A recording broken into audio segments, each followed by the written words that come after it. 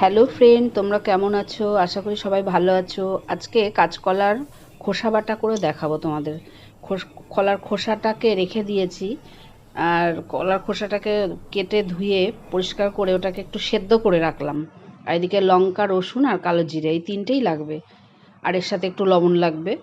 ওই লঙ্কা, রসুন আর কালো জিরে তিনটাকে একটু তেলের মধ্যে ভেজে নিলাম, আর কলার খোসাটাকে সেদ্ধ করে রেখেছি, ওর মধ্যে ওটাকে দিয়ে দিলাম। দিয়ে এবারে সব একসাথে পেস্ট করে নিলাম।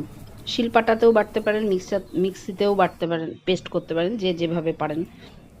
পেস্ট করে নিয়ে তারপরে পেস্টের মধ্যে একটু কাঁচা সর্ষের তেল দেব, আর একটু তো লবণ দেব ওর মধ্যে, দিয়ে মাখিয়ে তারপর গরম গরম ভাতে খাবে। খেতে খুবই ভালো লাগে, বাড়িতে ট্রাই করবে।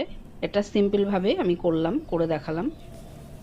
দেখবে বাড়িতে ট্রাই করে, যদি ভালো লাগে অবশ্যই লাইক করো, সাবস্ক্রাইব করো।